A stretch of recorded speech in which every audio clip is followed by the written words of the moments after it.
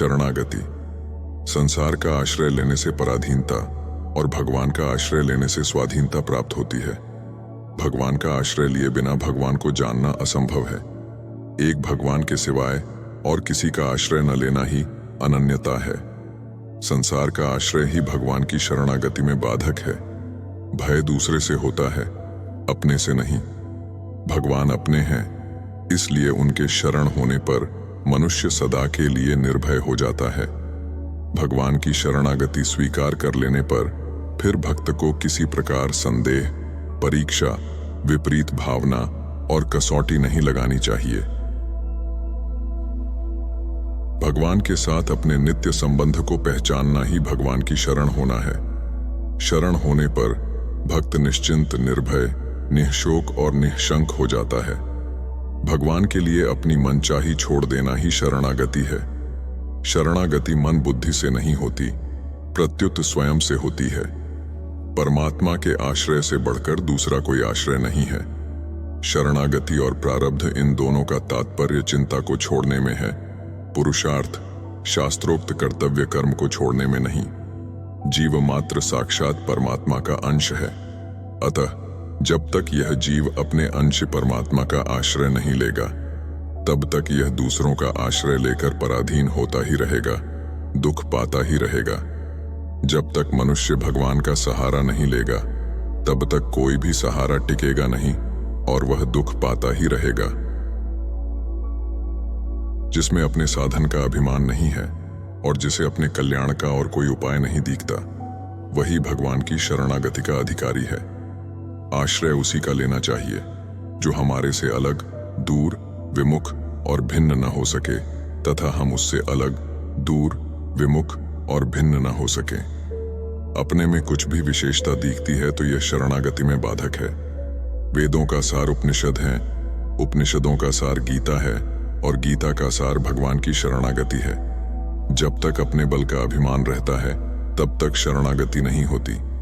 शरणागति बहुत सुगम है, पर अभिमानी व्यक्ति के लिए बहुत कठिन है। मैं कुछ कर सकता हूं, यह अभिमान जब तक रहेगा, तब तक शरण होना कठिन है।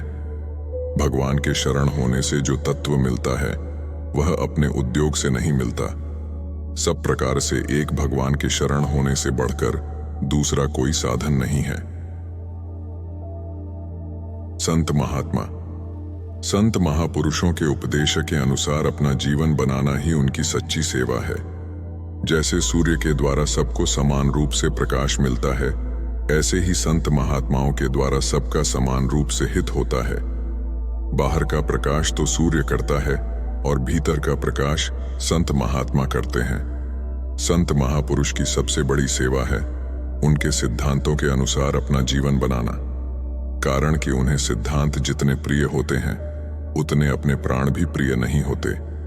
भगवान, संत महात्मा, धर्म और शास्त्र, ये कभी किसी से विमुख नहीं होते। केवल जीव ही इनसे विमुख होता है। समुद्र में से कोई राय नहीं निकाल सकता, परंतु संतों ने संसार भर के ग्रंथों में से गीता निकालकर हमें दे दी। यह उनकी कितनी विलक्षण कृपा है। भगवान से लाभ उठाने की 5 बातें हैं: नाम जप, ध्यान, सेवा, आज्ञा पालन और संग। परंतु संतों से लाभ उठाने में 3 ही बातें उपयुक्त हैं: सेवा, आज्ञा पालन और संग। धनी लोग तो दूसरे को नौकर बनाते हैं, पर संत लोग दूसरे को भी संत ही बनाते हैं। भगवान, संत, सच्चास्त्र और सद्विचार, ये चारों साधक को कभी निराश नहीं करते, प्रत्युत उसकी उन्नति करते हैं। समाज का सबसे अधिक सुधार वीतराग संत के द्वारा ही होता है। संत महात्मा संसार में लोगों को अपनी तरफ लगाने के लिए नहीं आते, प्रत्युत भगवान की तरफ लगाने के लिए आते हैं। जो लोगों को अपनी तरफ, अपने ध्यान, पूजन आदि में लगाता है, वह भगवद्रोही और नरकों में ले जाने वाला होता है। संसार का मात्र संयोग निरंतर वियोग रूपी अग्नि में जल रहा है। जिससे संयोग होता है, उससे वियोग होना निश्चित है। भूल यह होती है कि उस संयोग को हम नित्य मान लेते हैं। संसार के संयोग का वियोग तो अवश्यंभावी है, पर वियोग का संयोग अवश्यंभावी नहीं है। अतः संसार का वियोग ही सत्य है। नाशवान भौतिक पदार्थों के संबंध से किसी का शोक कभी दूर हो ही नहीं सकता। उत्पत्ति विनाशशील वस्तुओं के वश में न होना अर्थात उनका आश्रय न लेना ही मनुष्य की वास्तविक विजय है। जब तक संसार शरीर का आश्रय सर्वथा नहीं मिट जाता, तब तक जीने की आशा, मरने का भय, करने का राग और पाने का लालच, ये चारों नहीं मिट सकते। मनुष्य ही आसक्ति पूर्वक संसार से संबंध जोड़ता है, संसार कभी संबंध नहीं जोड़ता। संसार के साथ मिलने से संसार का ज्ञान नहीं होता और परमात्मा से अलग रहने पर परमात्मा का ज्ञान नहीं होता। यह नियम है।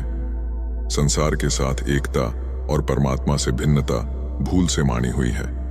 विनाशी से अपना संबंध मानने से अंतःकरण, कर्म और पदार्थ तीनों ही मलिन हो जाते हैं और विनाशी से माना हुआ संबंध छूट जाने से ये तीनों ही स्वतः पवित्र हो जाते हैं।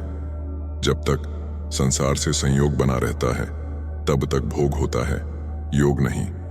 संसार के संयोग का मन से सर्वथा वियोग होने पर योग सिद्ध हो जाता है, अर्थात परमात्मा से अपने स्वतः सिद्ध नित्य योग का अनुभव हो जाता है।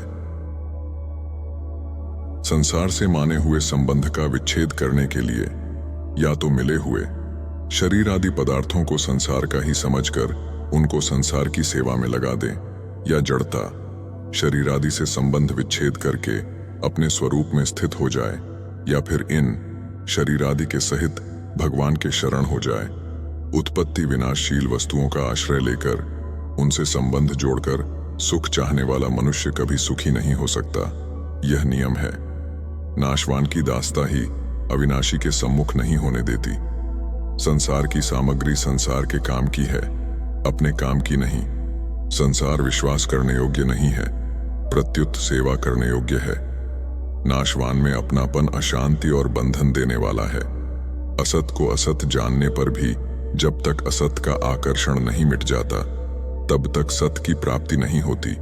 जैसे सिनेमा को असत्य जानने पर भी उसका आकर्षण रहता है। जैसे भगवान का आश्रय कल्याण करने वाला है, ऐसे ही रुपये आदि उत्पत्ति विनाशशील वस्तुओं का आश्रय पतन करने वाला है। प्राकृत पदार्थ मात्र को महत्व देना अनर्थ का मूल है।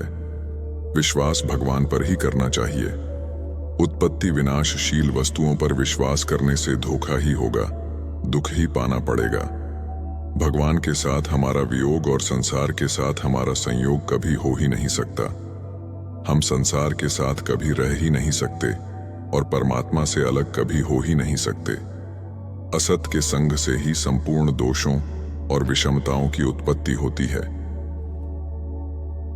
शरीर संसार का निरंतर परिवर्तन हमें यह क्रियात्मक उपदेश दे रहा है कि तुम्हारा संबंध अपरिवर्तनशील तत्व परमात्मा के साथ है, हमारे साथ नहीं।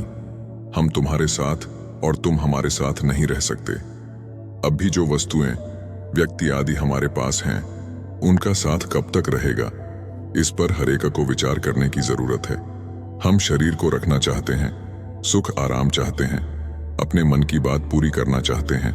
यह सब असत का आश्रय है, जो किसी समय है और किसी समय नहीं है, कहीं है और कहीं नहीं है, किसी में है और किसी में नहीं है, किसी का है और किसी का नहीं है। वह वास्तव में है ही नहीं। वस्तु और व्यक्ति तो नहीं रहते, पर उनसे माना हुआ संबंध बना रहता है। यह माना हुआ संबंध ही जन्म मरण का कारण होता है। सब संसार अपनी धुन में जा रहा है, हम ही उसको जाते हुए को पकड़ते हैं और फिर उसके छूटने पर रोते हैं।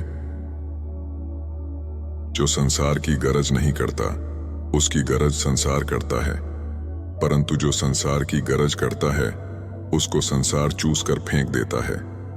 मनुष्य जब तक सांसारिक पदार्थों का संबंध रखेगा और उनकी आवश्यकता समझेगा, तब तक वह कभी सुखी नहीं होगा। संसार को सत्ता देने से संयोग वियोग होते हैं और महत्ता देने से सुख दुख होते हैं। संसार की सत्ता बाधक नहीं है, प्रत्युत उसकी महत्ता का असर बाधक है। महत्ता का असर होने से गुलामी आ जाती है। संसार का संयोग अनित्य है और वियोग नित्य है। नित्य को स्वीकार करना मनुष्य का कर्तव्य है।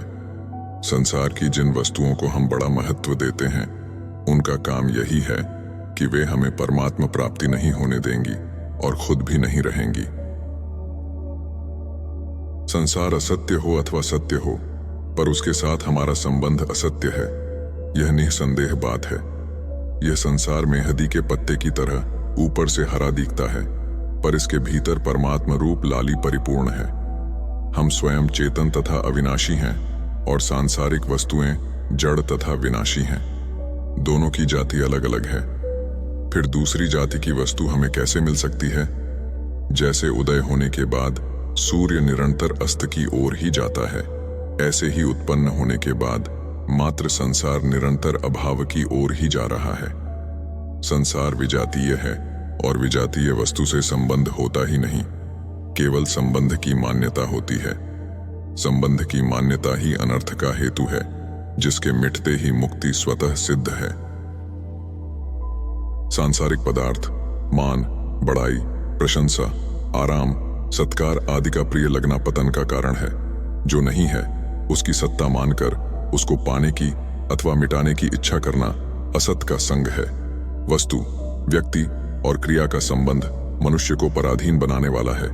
इनसे असंग होने पर ही मनुष्य स्वाधीन हो सकता है। जब तक अपने पर जड़ संसार का असर पड़े, तब तक अपनी स्थिति जड़ में ही समझनी चाहिए, चिन्मय तत्व में नहीं। शरीर संसार को भूल जाने से निद्रा में विश्राम मिलता है, पर उनसे संबंध विच्छेद हो जाए तो परम विश्राम मिलता है। शरीर संसार से असंग होने के लिए विचार की आवश्यकता है, अभ्यास की नहीं। अनंत ब्रह्मांडों में कोई भी वस्तु हमारी और हमारे लिए नहीं है। जिसका किसी भी देश, काल, क्रिया, वस्तु, व्यक्ति, अवस्था, परिस्थिति, घटना आदि में अभाव है, उसका कहीं भी भाव नहीं है, अर्थात उसका सदा ही अभाव है और वह असत है। नासतो विद्यते भाव। सद्गुण और दुर्गुण, जितने भी दुर्गुण दुराचार हैं, वे सब मनुष्य के बनाए हुए हैं, भगवान के बनाए हुए नहीं।